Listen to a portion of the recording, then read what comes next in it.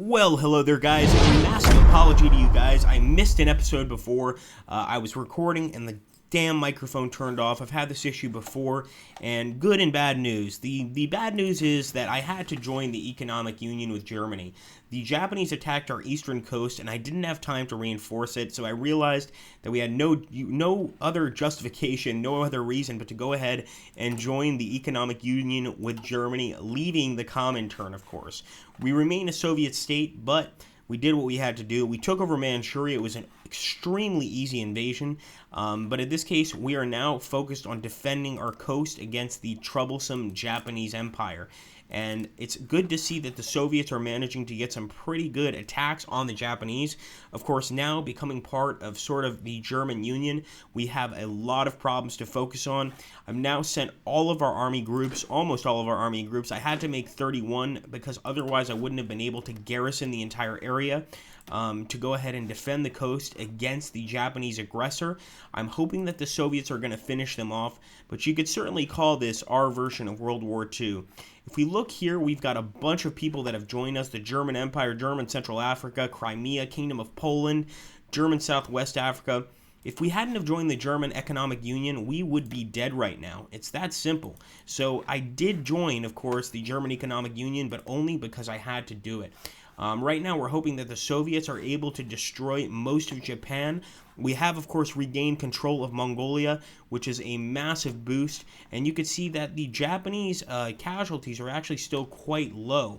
The Soviets lost 43,000. We lost very few, only because of joining the Germans and allowing them entrance into our territory did this occur. Otherwise, I fear we would have lost no matter what. So we are doing our absolute best here. I may be declaring war on Vietnam very soon, but the fact is, yeah, we had to join kind of our essentially ideological enemies to be able to win this war. Or to be able to at least start to win this war. As you can see, there are Italian divisions here, so I knew it was only a matter of time before the French and the Italians went ahead and decided to join the Japanese in this war to defeat us. So I had to make some concessions, and one of those concessions was leaving the Comintern and joining the Germans.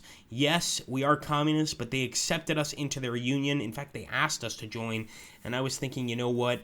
We've got to do what we've got to do to secure Chinese hegemony. If not, we would have been beaten. Now, right now, there's a lot of different options we have at our disposal. One of those options, of course, is to go ahead and declare war on Vietnam or to declare war on Tibet. As you can see, I had to take away a bunch of troops here from Tibet and send them to the east. Otherwise, we would have been completely finished and the Japanese would have invaded and killed us. And my users, you guys, let me know that that would occur. So now it's all about manpower loss for Japan. I'm hoping that their manpower will go down eventually. I might even consider doing a naval invasion, but honestly, I wouldn't even know where to begin. I'm terrible at naval invasions in this game, and so I'm kind of leaving it to the Soviets to go ahead and try to take out the Japanese from Korea. We are giving the Soviets a tremendous amount of territory, but trading that territory for Mongolia, I think, was probably a good idea. Of course, now we put ourselves in an entirely different, difficult situation. Let's go ahead and choose a new ideology. I'm going to choose probably synthetic oil very soon, but I think increasing our dispersed industry is going to help big time. And we actually have a few unread naval casualty battle results. As you can see here, the Japanese utterly crushed us. Over here, we got a victory against the Japanese with only 3 ships, destroying 9 of their destroyers. So we can see that our navy, despite being very tiny, is more than capable of beating the enemy.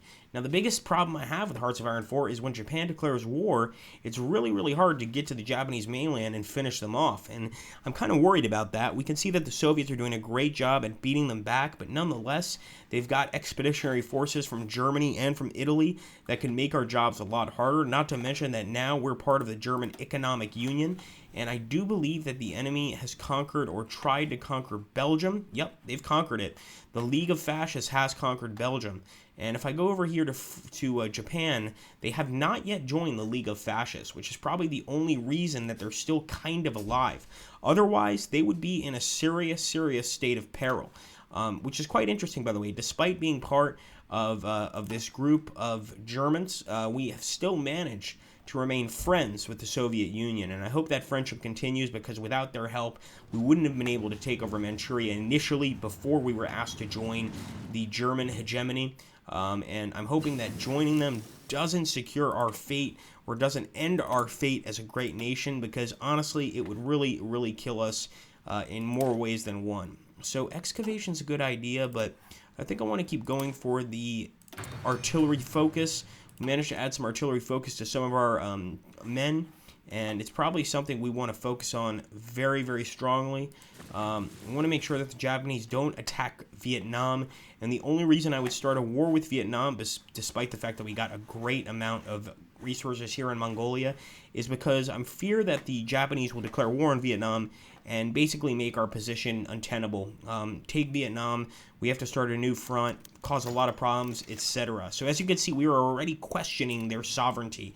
We're already saying that the Vietnamese don't have a right to their citizenship or their sovereignty, and that this area should belong to us.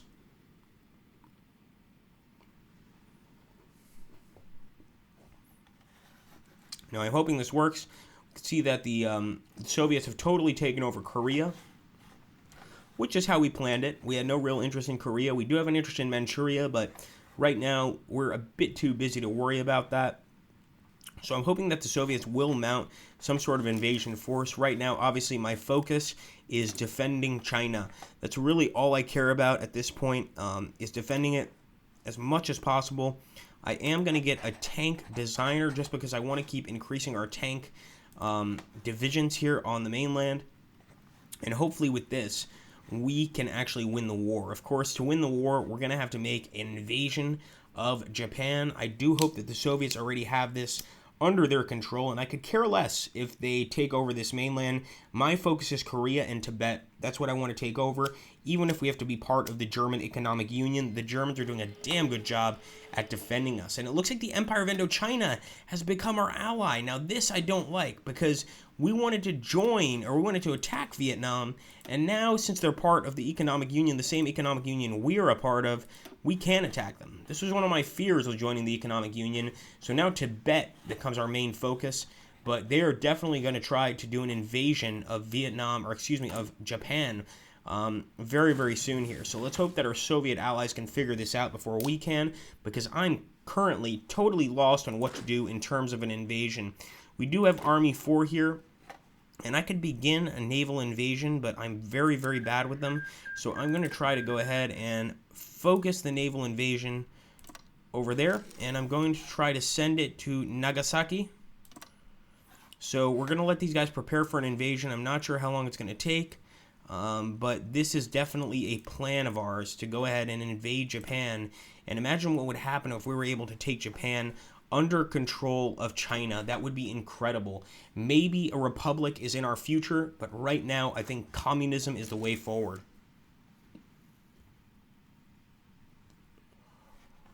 Of course, a lot of German ships advancing as well.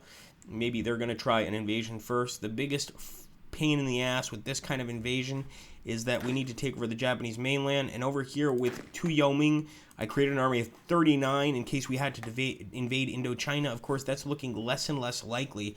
So I may take this force, selecting all of them, and go ahead and move them over here to the border of Tibet. I think if we do this, at the very least, our men will understand that conquest is in our future and that it's something we are concerned with. So let me try that again. Why didn't that work the first time? Put a front line on Tibet, going straight for Lhasa. We might piss off some of the Indians, which of course in this case is a sovereign nation. But I'm thinking taking Tibet, now that we have Mongolia under our control, could really assist in increasing our empire overall. Maybe even going for Xinjiang. Even though I wanted Xinjiang to be our friends, they might not be friend material. Let's just put it that way. So it definitely looks like I can already see Germans trying to land on the mainland of Japan. If they could take over, we definitely join the right side, despite being a very risky maneuver. maybe this is how things are supposed to be. I'm going to show you guys the factions map mode once again, just to show you that we are now part of the economic union. Also because Germany was on our territory and I was concerned about that. We must make it to Japan. Japan's greatest mistake may be not joining the French and the Italians in their support of fascism. Now, we've even got Ottoman troops trying to take the mainland. You can see the battle going on here, and it doesn't look like the Germans are winning. They're not able to get on that mainland. If they can't get on, I don't see how we possibly can get on. But at least we've got the coast defended, and we're doing our best to secure hegemony here in China. You can see we've lost no troops in this war. I mean, we've done everything we can to reduce the loss of troops, but it definitely looks like, look at these invasions. The Turks are actually part of our invasion force, and they're breaking into Japan, and that's just beautiful to see. Despite joining the Germans, maybe we made the right choice. Of course, I'm sure that people are probably not going to agree with us. And there we go. The Japanese Empire joined the League of Fascists. This creates a lot of problems for us, especially if the French join and the Italians join. They're already kind of part of the invasion. The Japanese Empire is called the French Empire as our enemy in this war. Nonetheless, we're continuing that fight. But hopefully this fight strays away from Asia slowly but surely and goes over to Europe so that we don't have to deal with it. Of course, this conflict has created enemies everywhere. And a lot of our bases or our allies are doing very, very well in this invasion. Can we match that? Can we match the strength of this attack? I'm not sure. Part of me wants to go ahead and get on Manchurian border and try to take it before the Soviets do, but I'm going to let you guys decide. I think right now our biggest focus should be attacking Tibet. I want to make sure that we justify our war goal against Tibet to conquer Tibet itself, and hopefully this will be enough to secure it. We could build a few more factories, and we certainly need more rifles. So let's go ahead. As you can see, I put the artillery as top priority because we needed to add it to our infantry divisions.